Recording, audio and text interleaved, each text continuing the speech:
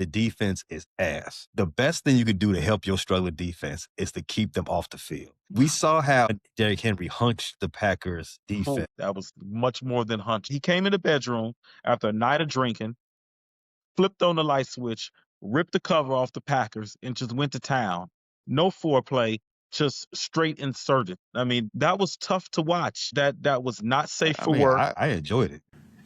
And to be quite frank with you, I kind of enjoyed beating Matt LaFleur twice a year. Was a lot going on in the U.S. right now. Everybody's got their eyes locked in on the Midwest. A lot of things happening. It's got a lot of people's emotions at a fever pitch. I understand what they're going through because Bears got to beat the Packers on Saturday. It will. There's no question in my mind. I already got that Tucker crap that Micah Parsons in my blunt.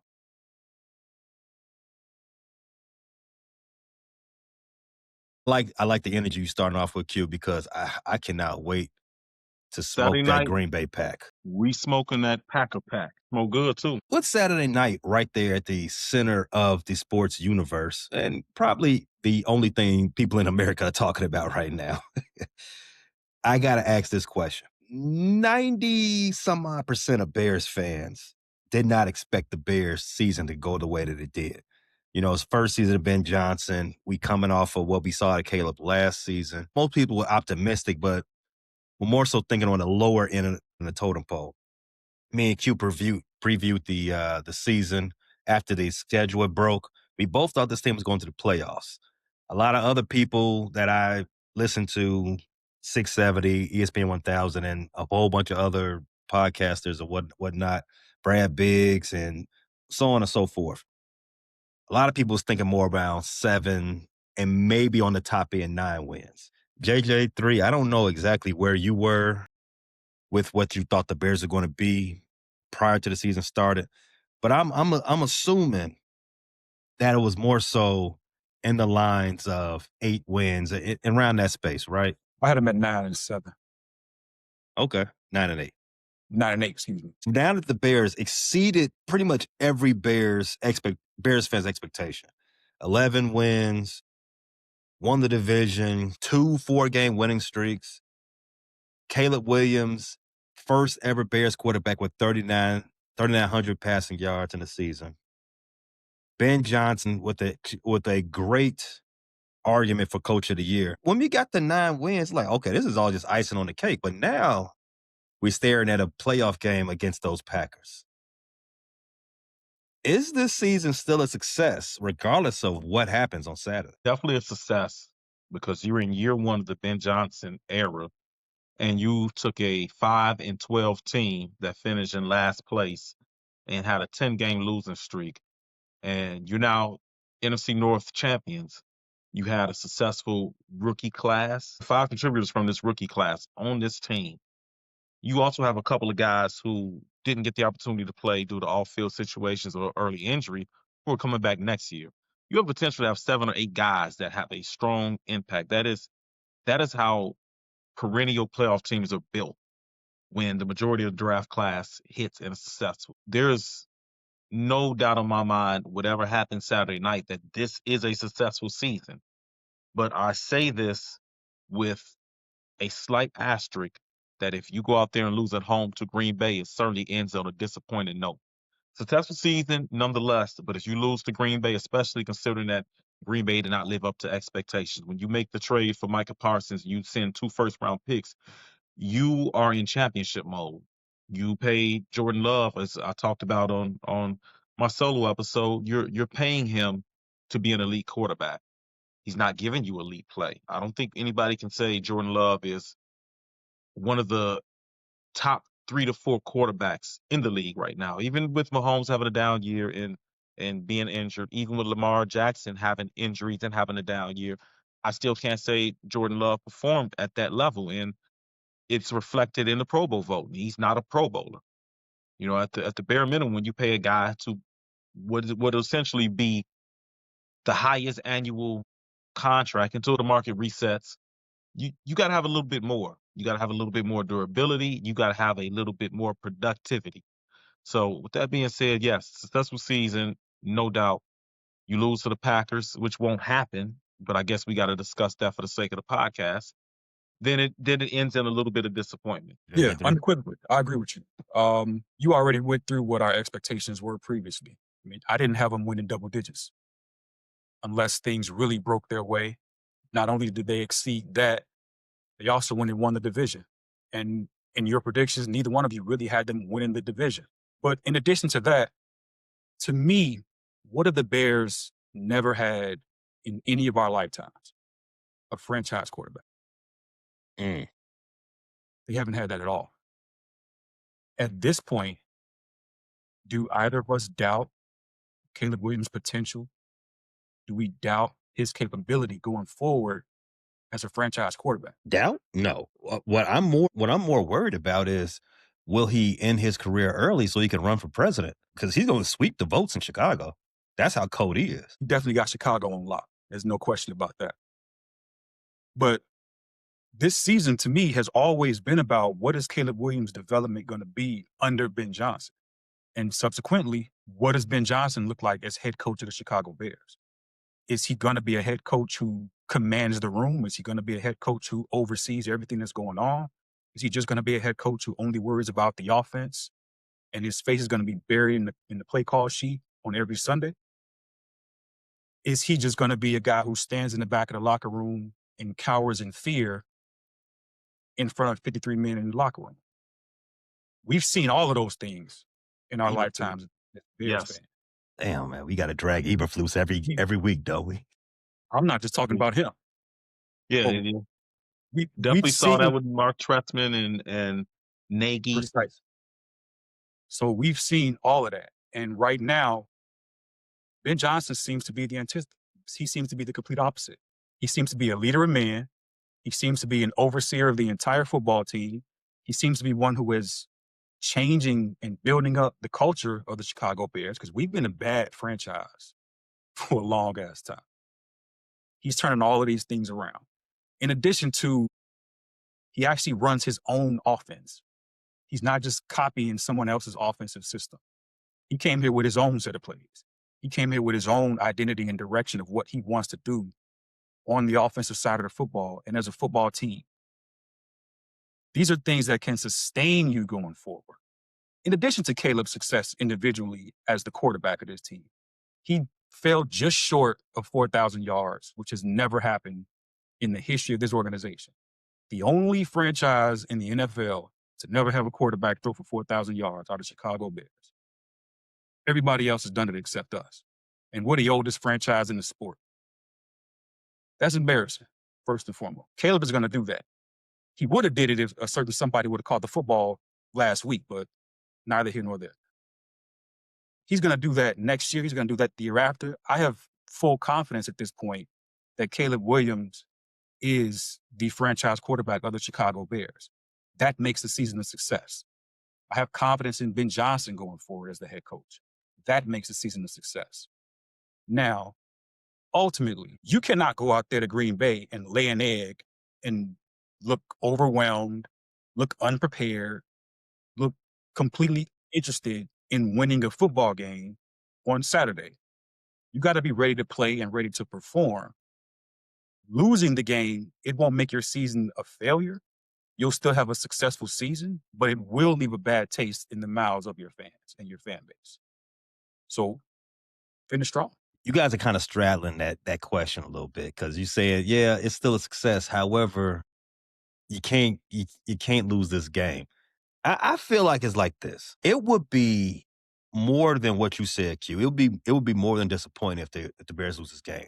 I would feel like majority of the fan base would only think about this game in the offseason.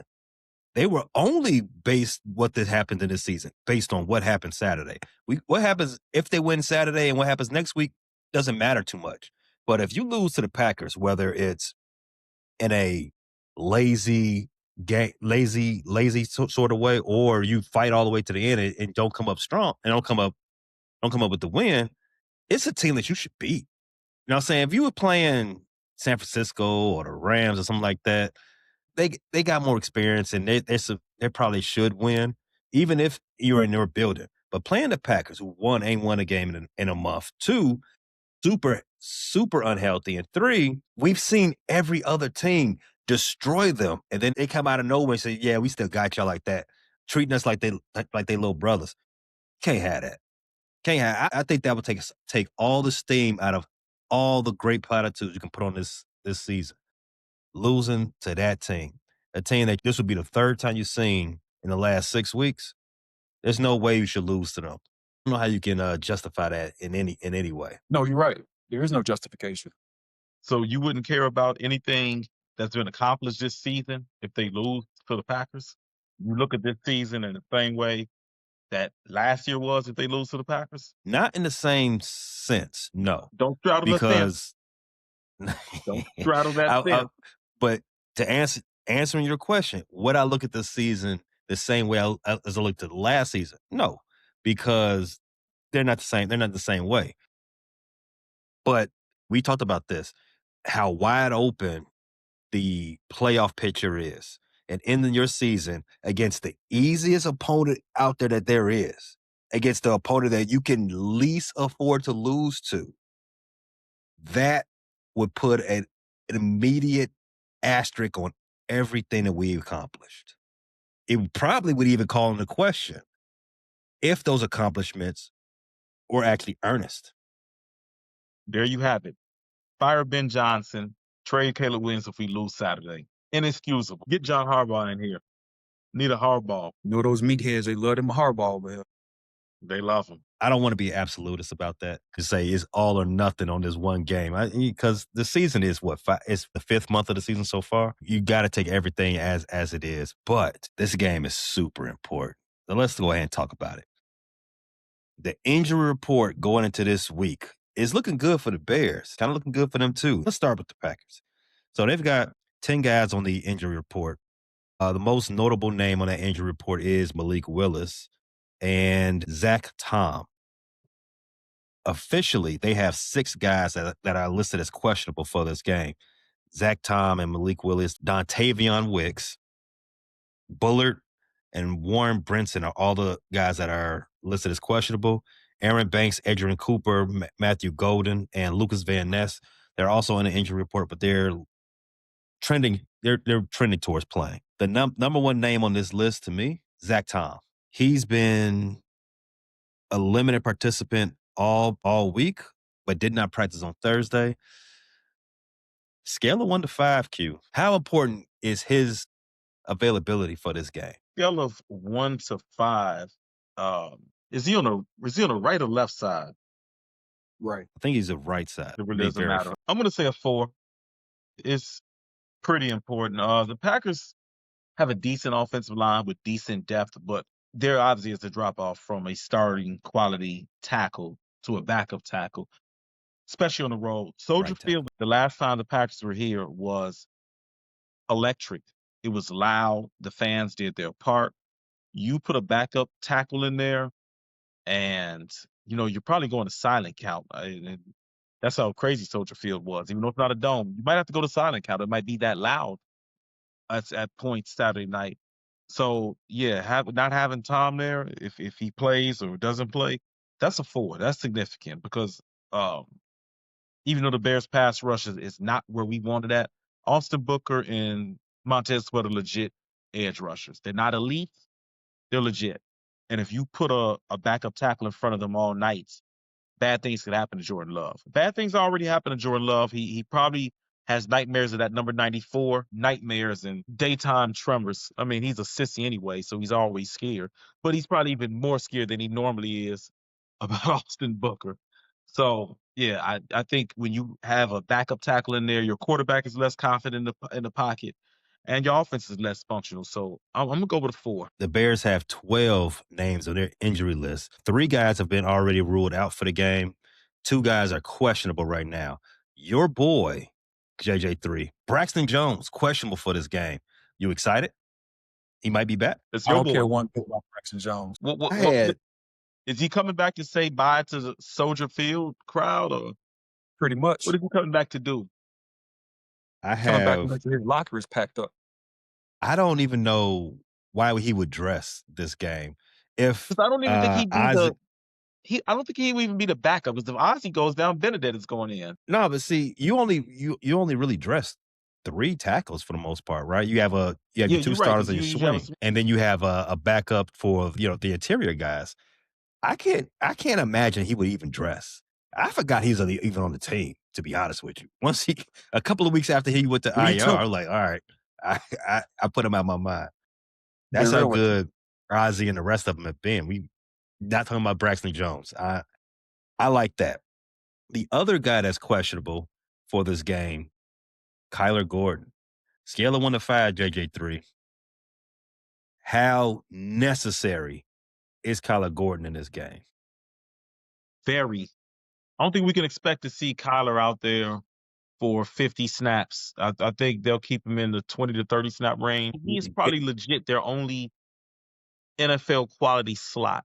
Now, CJ Gardner-Johnson, I praise him. He's done a very good job, but he's not a slot he's not a corner. He's a safety. So when you get in a slot, you're asked to do a lot of corner things. You do a blend of things. You're kind of like a linebacker, kind of a corner, kind of a safety. CJ fulfills everything necessary that for the slot from linebacker to safety, but when you get him matched up man to man on legit receivers, it can get ugly. It can get scary hours though. And we don't need a nightmare on Soldier Field Saturday night. So yeah, it's gotten So- real ugly for CJ. For Kyler Gordon to be able to play, I put it right at 5. The problem Well, is, can we count on him? Will he get pulled out of the game in warmups like he did the last time? That's the thing with Kyler. Warmer's been beating the Bears' ass all season, it feel like. Wasn't it the Packer game at Lambeau when Kyler got pulled out in warmups? Yes. Yes. So we don't need deja vu right now. Okay, I need him to be suited up and ready to rock on Saturday night.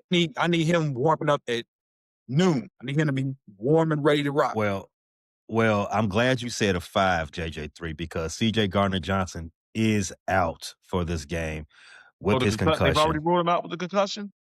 Already ruled out. Damn. And then Ogbongbengba and Joe Trayon Shoyinka, they are also out for this game, also with concussions. We need everybody we can get, all hands on deck.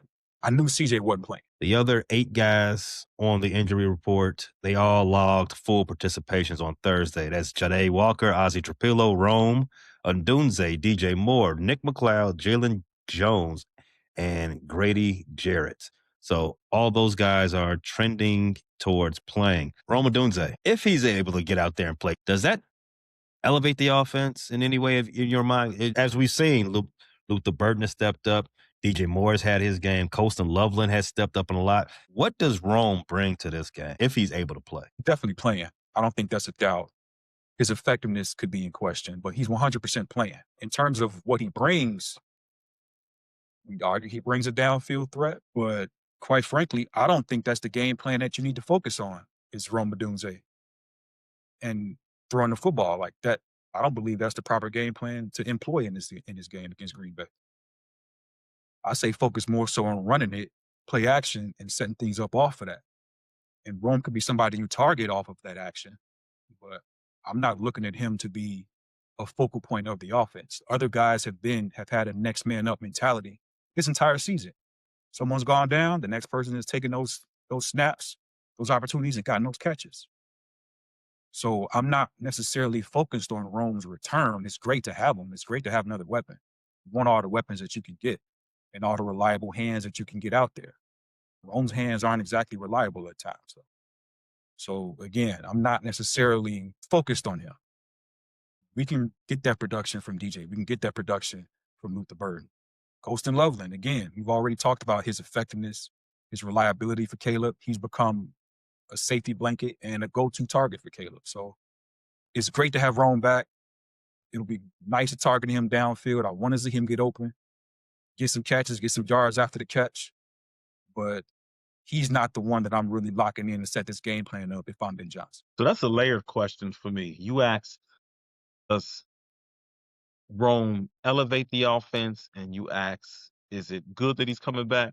So that's a layered question because I have to see what the game plan is. Going into the season, Rome was obviously being pushed as the wide receiver 1. The passing offense is kind of being built around him. And as the season is revealed, or as the season progressed, and I'm going to reiterate, I really liked this guy before the draft. I really like Luther Burden still.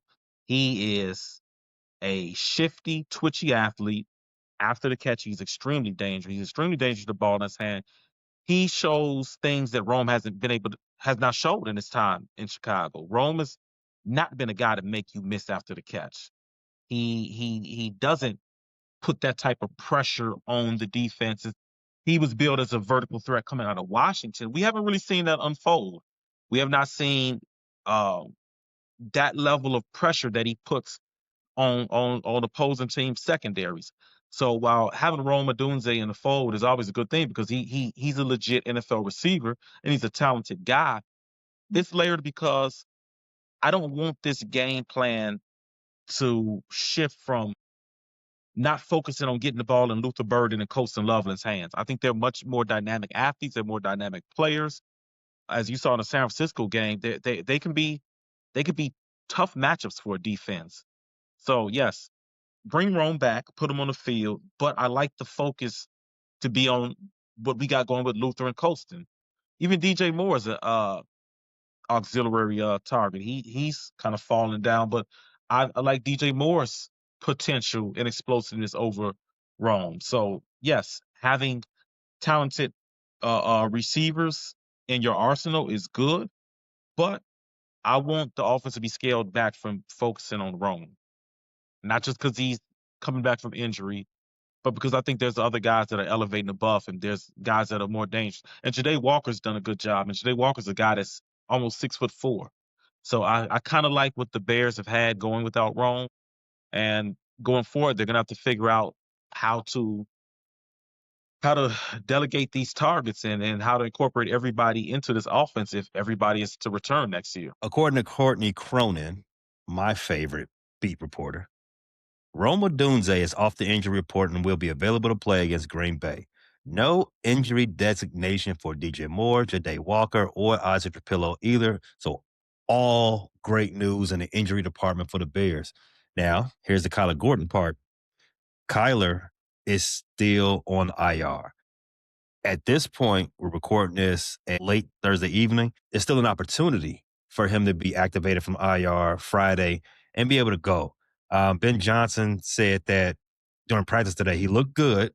We'll see how he looks again towards the end of the week, but they are moving in the direction of having them both back, both being Rome and Kyler Gordon. So I would love to have those guys back. I know you guys agree with that part. Yes. Definitely. Let's get into this preview. I did say all hands on deck earlier this week. Tiff would have loved to be here, but she's superstitious.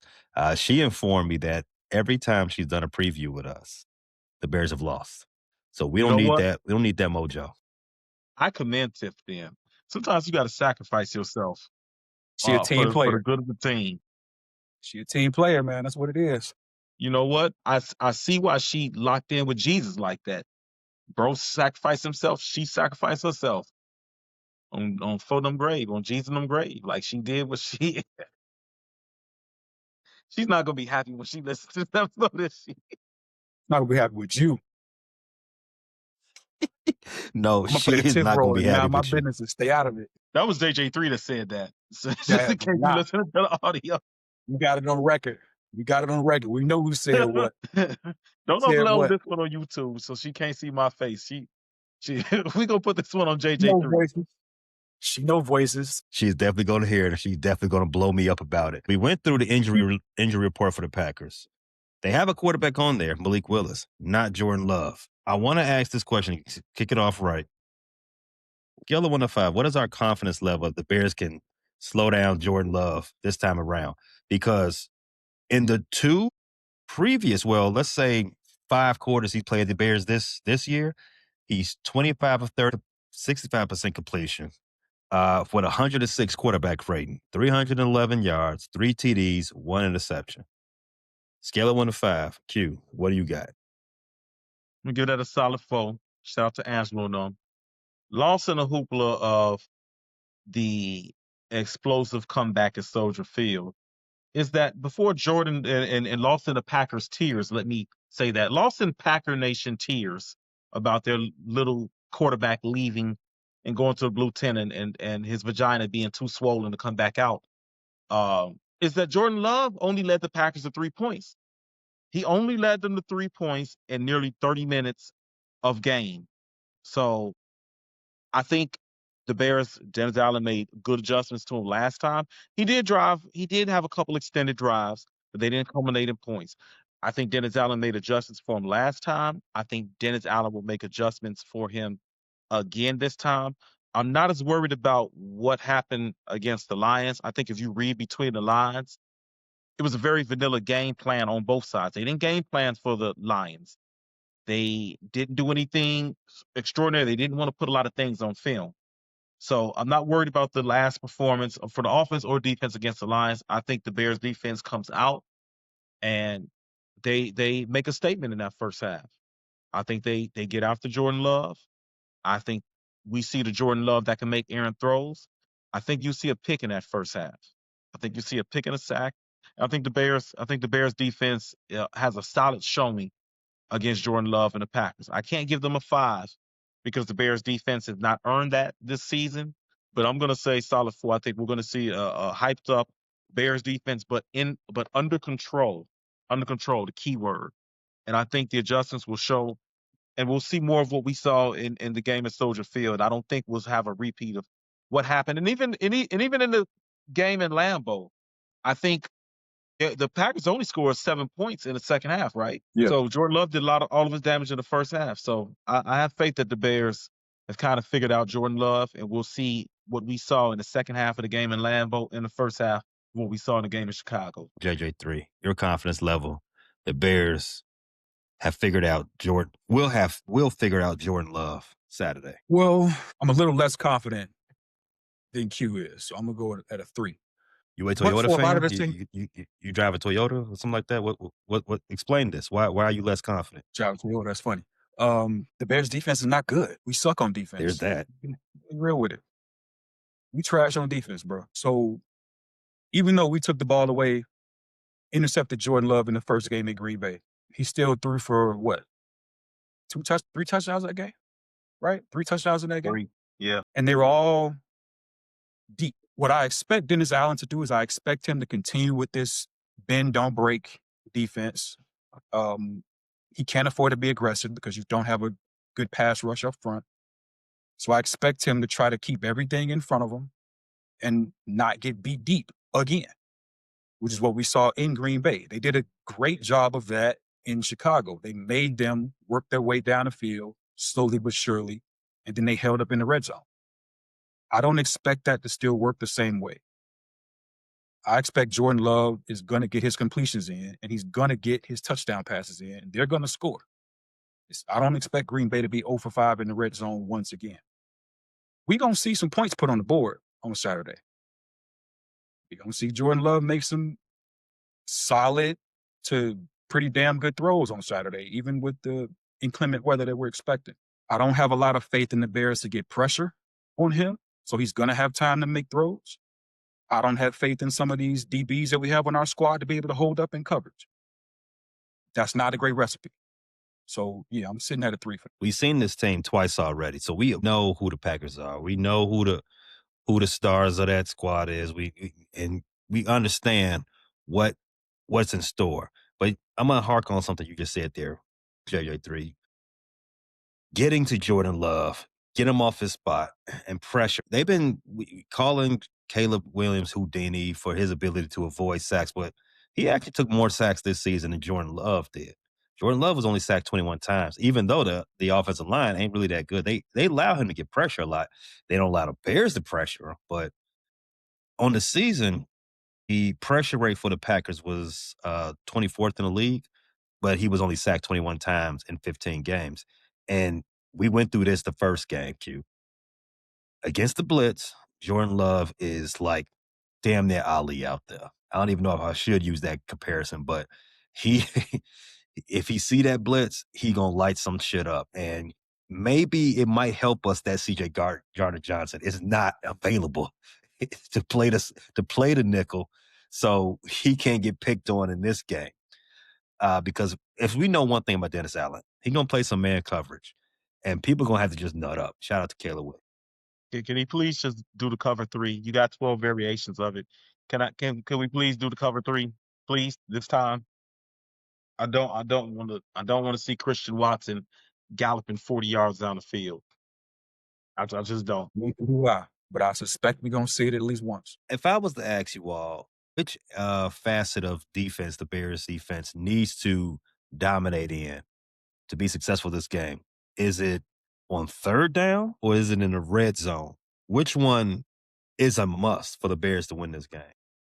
Third down. Third down, because that was where he killed us in the previous games. On third down, we could not stop a third down in Lambeau. At all.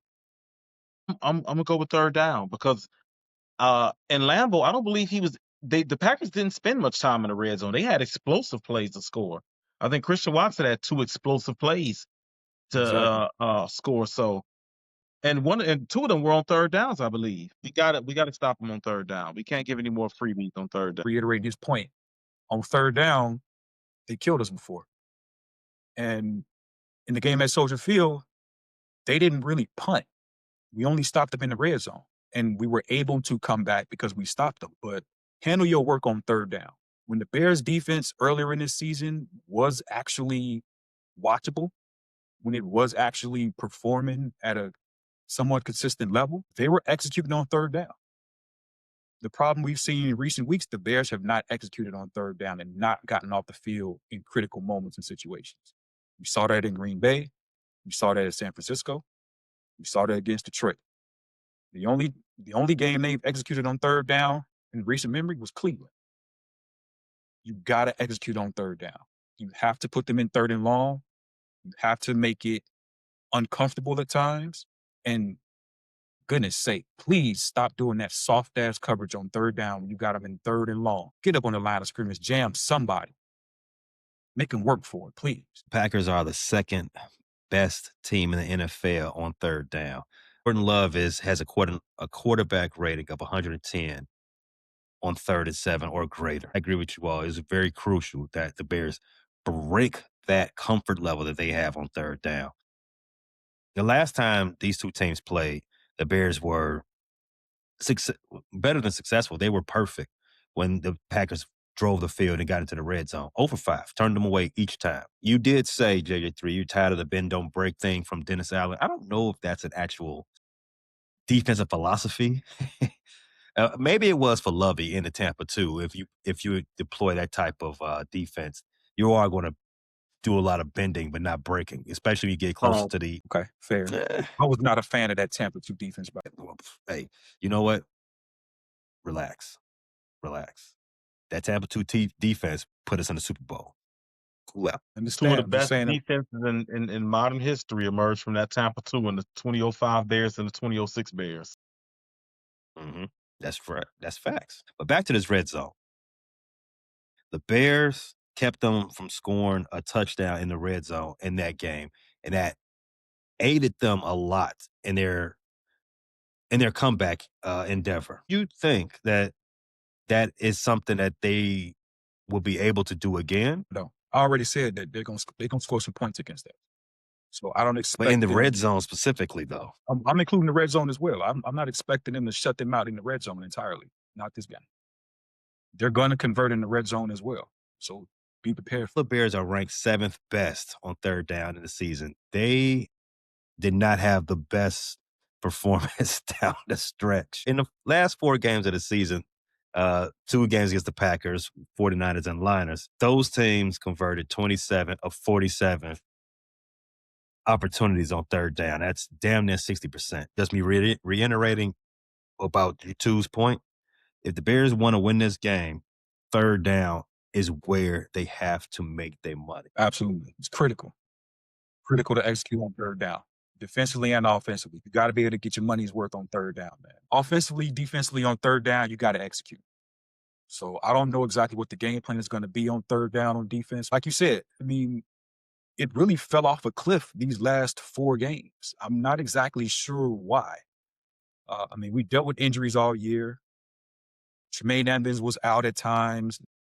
Third down defense still held up. We're going to look back at the end of this game, whatever happens, win or lose, and I promise, we're going to look at third down and see whatever the conversion rate is on both sides of the ball. That's going to tell the story of who won, minus any turnover. Over under Q. 1.5 takeaways for the Bears defense. Over. Over under JJ3. 1.5 sacks for the Bears defense. Under. I don't like that. Which one of those you think is more important for the Bears for them to have success? A takeaway or 2 or more sacks? Turnovers are more important. I mean, this Bears defense has lived off turnovers the entire season. They've made their money off of it. Nahshon Wright is literally making money off turnovers. He don't get paid because of turnovers. So that's the most important thing. I'm not relying on this defensive line to go out there and put a lot of pressure on Jordan Love. I would absolutely love to see it. And if it happens, it's going to be because you've got some exotic blitzes dialed up. It's going to be because Kyler Gordon's back in the box and you can employ him in that way to get blitzes in and get a sack on Jordan Love. We've seen Kyler Gordon work well in the box at the line of scrimmage, but turnovers is where it's at. I mean, we've led the league in turnovers. That's what we got to do again. Find a way, whether you get interceptions, whether you get fumbles, punch the ball out. Shout out to Peanut Tillman.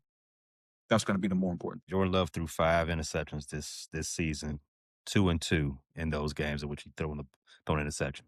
One of those games he won was against the Bears. That's correct. Q, why did you say it was you don't like the fact that JJ3 is down on Bears being able to get 2 sacks?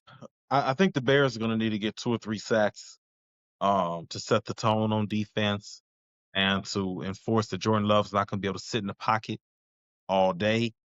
And I wanted to look up, I'm trying to see how many sacks they got on him in the win. Well, I know, so we actually didn't sack Jordan Love at all in the win. We sacked Malik Lewis. His last play was a sack, wasn't it? No, he actually got rid of the ball. He was not sacked. Or he crossed the line of scrimmage. I can't remember, but it didn't say we sacked him. Malik Willis was sacked twice. I think the magic number, and I think the Bears got to get at least a pair of sacks, at least. Or if they don't get a pair of sacks, it's got to be a lot of pressure that forces Jordan Love into turnovers. So I want to see the Bears defense leave the game with a couple sacks. I think in playoff football, the margin of error is so slim. You're looking at 14 best teams. Generally speaking, the 14 best teams. Shout out to the Panthers. I don't think they're one of the 14 best teams, but they're in the playoffs due to winning the NFC South. But I think one of the things that separates you and can swing the momentum in games where, quite frankly, you're playing against good teams, evenly matched teams. I think sacks and turnovers are kind of thing that swings the momentum one way. So I think the Bears need to get turnovers. They need to get sacks to swing the momentum. Because like I said, you're in the playoffs. Everybody's good. Everybody's a good team in this field. So how do you turn that, how do you turn the tide in your advantage?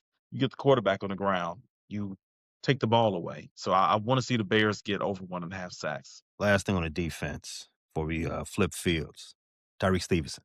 He going to play? Yes. He'll get some snaps. Might see him out there on Is he necessary? With the way Jalen Johnson looked in man coverage, if Dennis Allen was to play man coverage, I think he is necessary. I think Nahshon Wright has performed admirably at corner this year, but I think, as JJ3 said, he's literally lived off turnovers. I don't think he's a guy that you can rely on to just, stop the other team's opposing receiver. I think he gives up plenty of catches. I think couple of them, earlier this season where T. Higgins and A.J. Brown just made tremendous plays.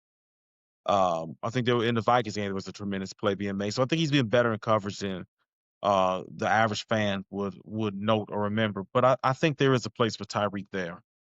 He brings the physicality. He sets the edge in the run game. He's not afraid to mix it up. He's not afraid to get physical. He's probably the Bears' most physical corner. He's built like a safety, and he'll hit you. So I think in a playoff game, I wouldn't mind seeing Tyrique out there because I know he's going to be physical. I know he's going to be aggressive and run support. And despite his up and down, I think he is a solid corner in coverage. Dennis Allen was asked this question earlier in the week. He said that Stevenson didn't play this last game because he is currently behind players who are, quote, performing better than he is.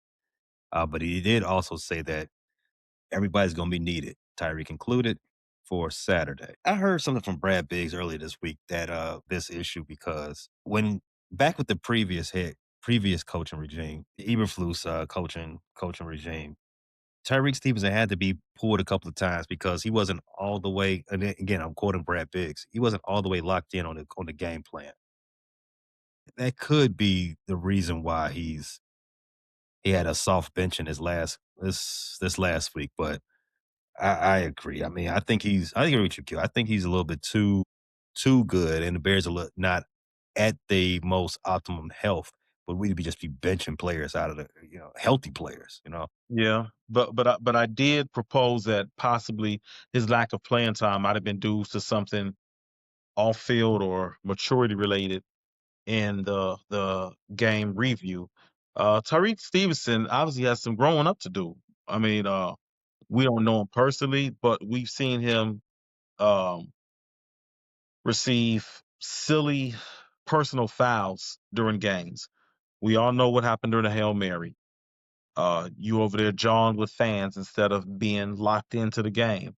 We know in some of the practices under Eberflus, I believe it was Tyreek that got kicked off the practice field for fighting. He likes to mix it up with his own teammates. He gets too intense. He gets too amped up. So um, it wouldn't surprise me at all if the soft benching was due to some maturity issues because even the previous weeks, Stevenson is not getting the playing time he got earlier in the season. That's obviously due to Jalen Johnson being healthy. He was still getting snaps. And like you said, he's too good of a player to just not be utilized. He's good enough to be on the field. Brad Biggs is a professional, and he always has his ear to the Bear streets. He breaks stuff before the rest of the media does, and he's pretty accurate. I'm going to agree that it was probably something that they didn't like that they saw in this preparation that they didn't like. That's what makes most sense to me. Let's move on. Bears offense, Packers defense. I think the number one thing that we all talk about with the Bears offense is can they start hot? Or can they not wait till the third quarter to score any points? What's your I don't even want to ask you, scale of 1 to 5, can they score before the third quarter? But what do you think is the reason that slows them down? It's real tough to say, especially against Green Bay, because in the game that we played in Chicago, I don't believe we got off to a slow start. I think we got off to the perfect start. They got the ball first. They moved the ball down the field. They got into the red zone. We stopped them on fourth down. We took the ball the length of the field. We got right into the red zone, and then our coach, for some unconscionable reason, decided to roll Cole Kmet under center, snap the ball between his legs, and it flew 20 feet over Kyle Monanga's head, and you turned the ball over. That play right there completely affected the entirety of the game going forward. We missed out on points. We lost all of our momentum. The energy in the crowd completely turned away from you. And now you got to build all that momentum right back up again. If you score a touchdown right there, I honestly feel like we would have won that game going away if we had scored, but we didn't. So it ended up creating an unnecessary sense of pressure around the Bears, and then they got tight. So what I'm expecting to see in this situation is, and expecting is the wrong word, what I'm demanding to see in this situation is, yes, start the game with more energy. They talked about it. I've heard Caleb talking about making sure that he comes out dialed in, ready to go, focused, doing whatever he needs to do individually to get the team ready to play and to make sure everybody collectively is all pulling the rope at the same time. So I'm demanding and expecting to see that. But also need the head coach to not do any more dumb shit. Like, this is the playoffs. This is not the time for the cute stuff. Get cute when we up 20. That's when you get cute. And don't get cute until we up 20 in the fourth quarter with 4 minutes left to play. Yeah. Don't Don't mess get around. cute up 20 in the third. Please. This is not the time to mess around. No. Save all the cute stuff for next year. Don't get cute here. Can you imagine the Bears lose this game on some cute shit?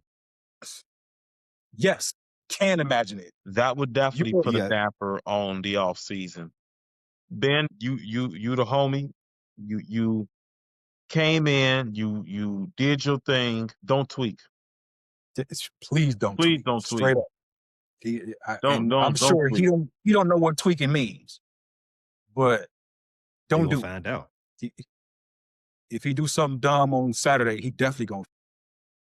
We can't have no food shit. Not this weekend. That's why I was telling y'all earlier. This game has too much stakes on it. You can't lose this game, especially Listen, I promise. especially doing that dumb shit. Still need my get Listen, back from 15 years ago. That's still living rent free in all my day. head. I still need my get back from them 15 years ago. I'll never forget that game, and not for good reasons. Mainly because that was a ripe year for the Bears to steal a Super Bowl win. The Steelers weren't going to beat either the Packers or the Bears in that game. The Super Bowl was coming out of whoever emerged from that NFC Championship. And the last vision I have before turning off the TV and fighting back tears is Aaron Rodgers accepting the George Halas Trophy in the middle of Chicago on the lakefront. Don't remind me of that. I don't need to see Jordan Love trotting off the field heading to week 2. He needs to go to Cancun. First of all, before he goes to Cancun, he needs to go see his esthetician and get his bikini waxed, because I know what time Jordan Love is on when he's on vacation. So he needs to go get his vaginal wax, and then he can head to Cancun so he can look cute out there with the rest of the ladies. Moving on. I said in the review of the Lions game, I pointed out that the Bears have been trending in the wrong direction as far as running the ball. At one point in this season, they were the best rushing offense in the league. They ended the season as the third best, depending on what stats you want to look at. In the last 3 weeks, they went from 26 carries from the running backs to 22 carries to 16 in the last game. Scale of 1 to 5, you guys. How important is it that they, and take into consideration the weather that is supposed to be on Saturday night, but how important is it that they establish a dominant running attack in this game? 15. Whatever the highest number I can give on a scale is the number I'm giving. Look, man, that's the key to the I game. think you are. We already talked about the defense. JG3, I'm a cite you. You said the defense is ass. Well, that's not an exact quote. That's what you said. The best thing you can do to help your struggling defense is to keep them off the field. If you can run, we saw how Derrick Henry hunched the Packers defense. That was much more than hunch. He came in the bedroom after a night of drinking, flipped on the light switch, ripped the cover off the Packers, and just went to town. No foreplay, just straight inserted. I mean, that was tough to watch. That was not safe for work. I enjoyed it. That was hardcore porn. That was definitely rough. Whatever you search in that bar to get them long strokes, that was one of them. What was the guy that would cuss out the actresses, Lexington Steele? That was a Lexington Steele performance. Yeah, that was Lex Steele. He don't run. Derrick Henry stroked them and told them not to run while he was doing it. And he pinned them down and did it repeatedly. I almost felt sorry for the Packers, but then I remember they asked for it. Derrick Henry came in that bedroom off a 7, a honey pack, and Henny. It popped one Viagra for good luck that he got from the gas station. that was a tough watch. No Vaseline. None. There's no reason to think that Kyle Monangai and DeAndre Swift, with this offensive line as healthy, can't do the same thing. I'm not saying that they should have 200 and some odd. In fact, I am saying that. What you did to the Eagles is what you got to do to this team. I don't have any illusions that this defense is going to be something different than I've seen this season. This entire season, they were not good. You can go all the way back to, I think September was the last month. It was actually a decent defense.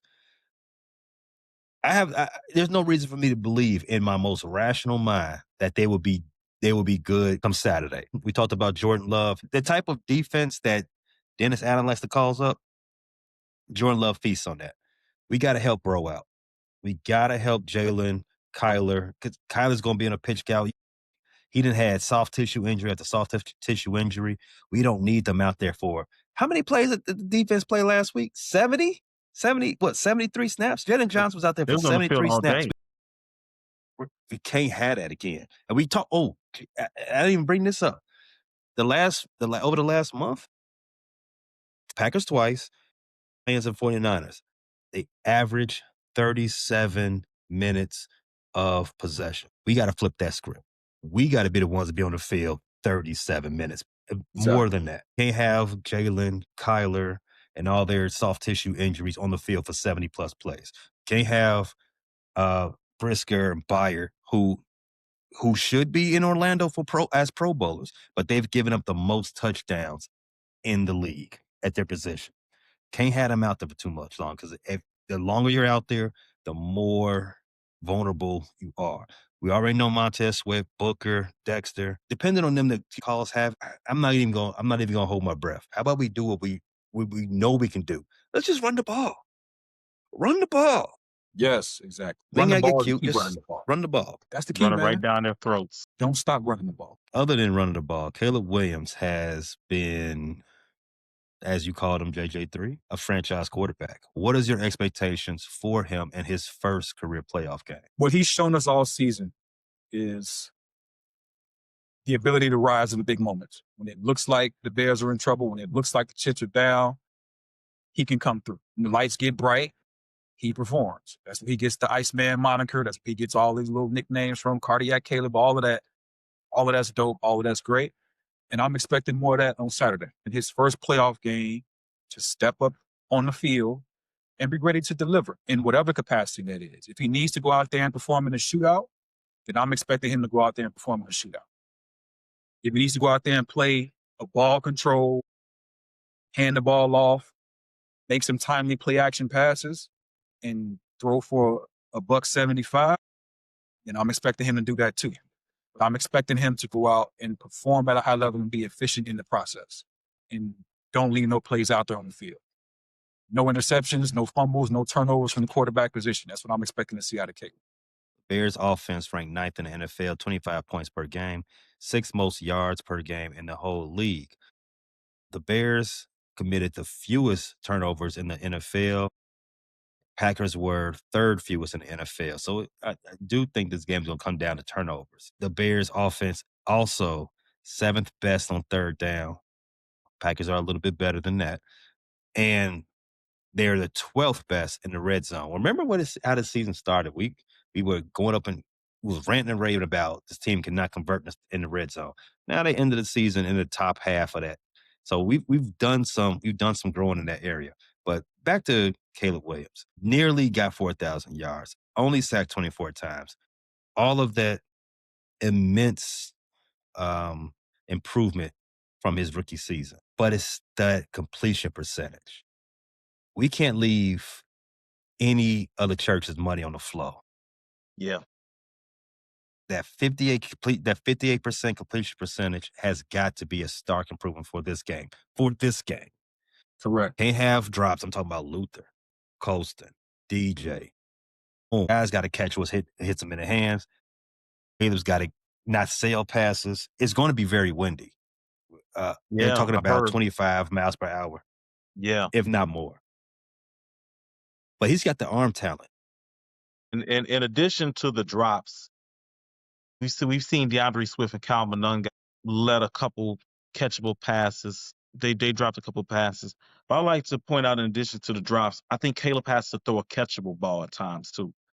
What I mean is, if you got a running back open in the flat, you don't have to line it in there. You know, you could take something off.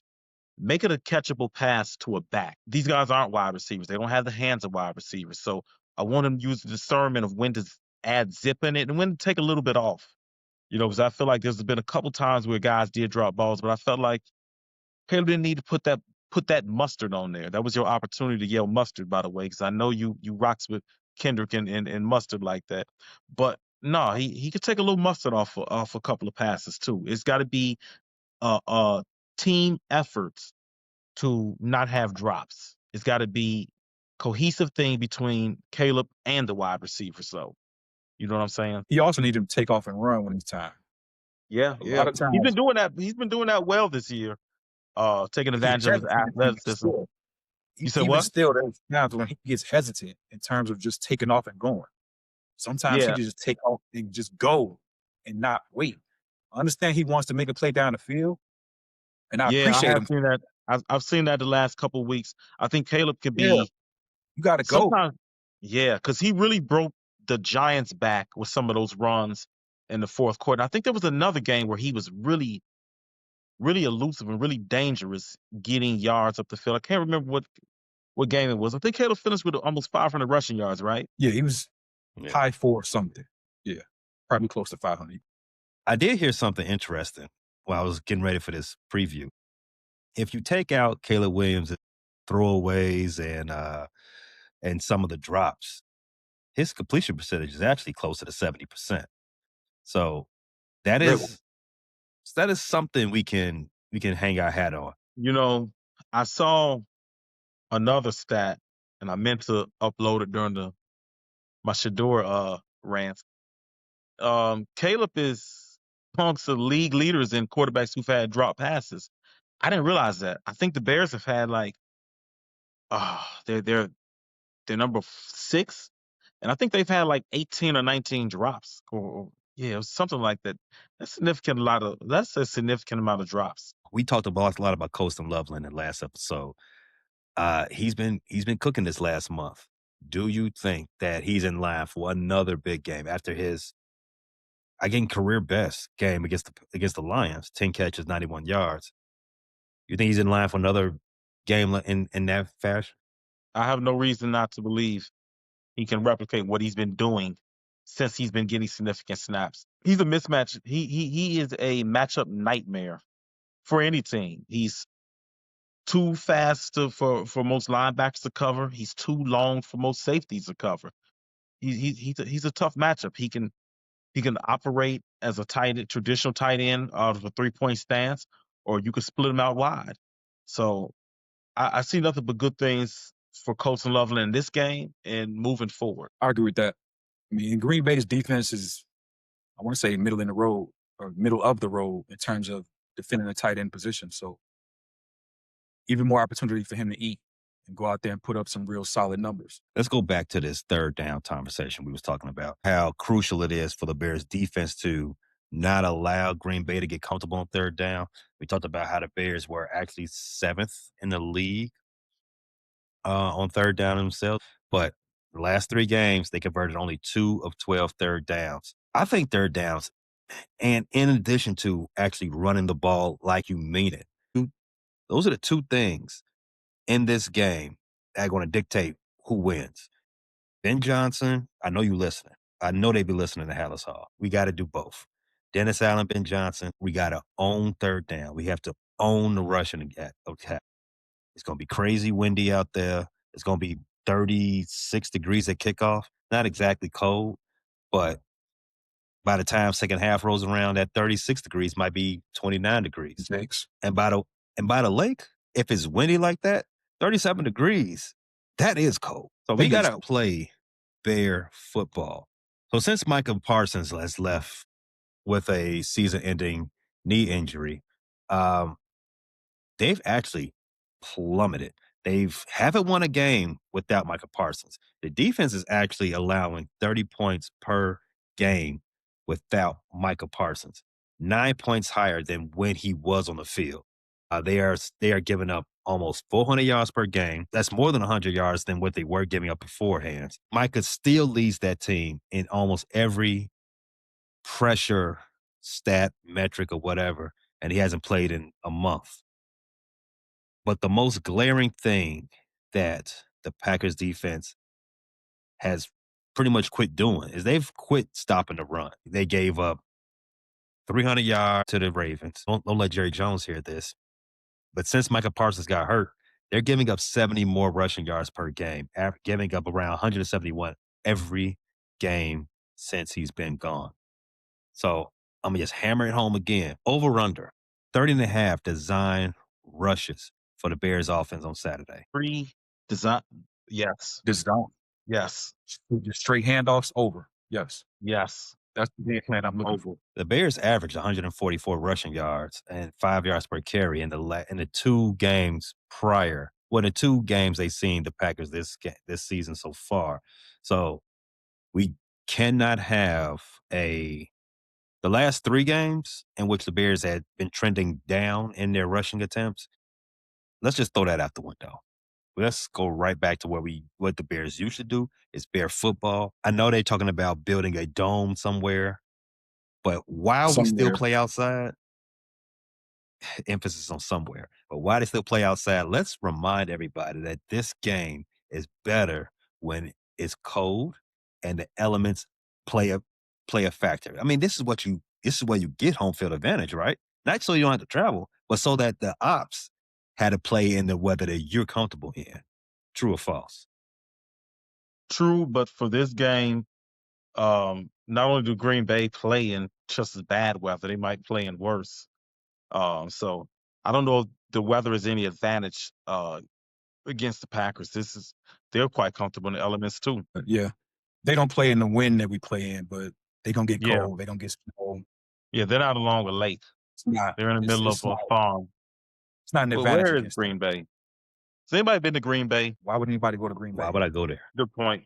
I'm talking about how the Packers defense has fell off since Michael Parsons, but a person that people don't talk about a lot is Devontae Wyatt. He was critical to that team because he was the last guy standing on the interior after they traded Kenny Clark to Dallas for Michael Parsons.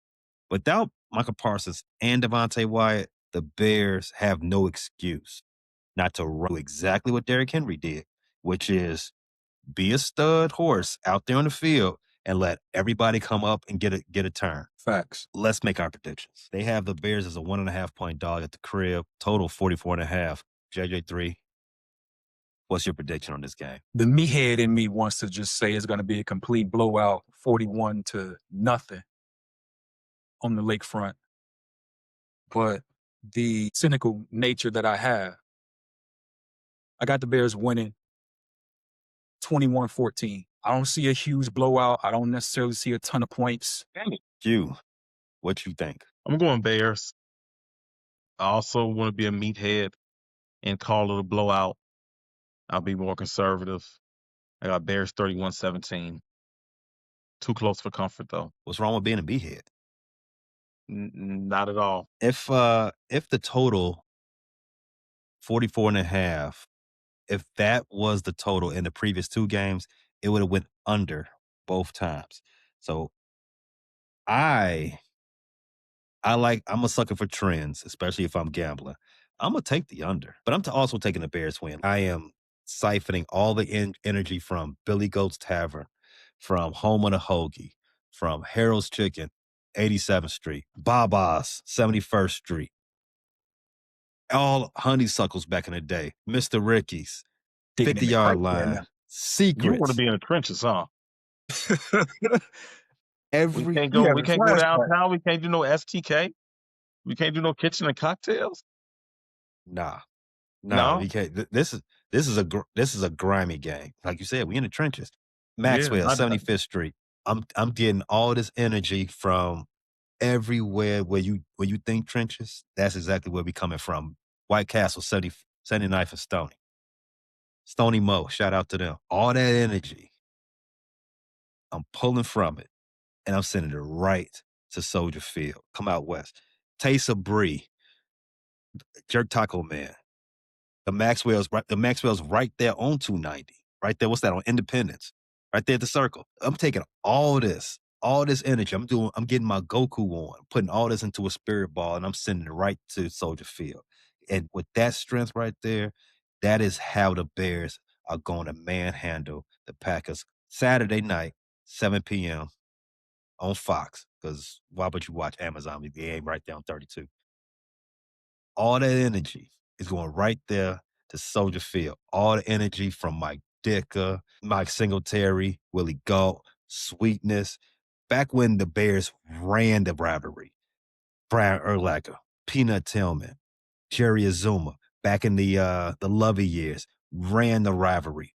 All of that energy be coming right back to Soldier Field because a new era of Bears running a rivalry starts Saturday. I got Let's the get it. Bears 23-10. Bear I down. love it. Bear down. That's what's up. Bear down or get down. Thanks for listening to this latest episode from the Frustrated Chicago Sports Fan Channel. Don't matter if you listen to this on Apple Podcasts or Spotify or watch it on Twitch or YouTube. Make sure you like, subscribe, share with a friend, hit the notification bell so you never miss a drop. And to all the guys from Chicago, we say three things. Bear down, go Cubs go, and sell the team, Jerry.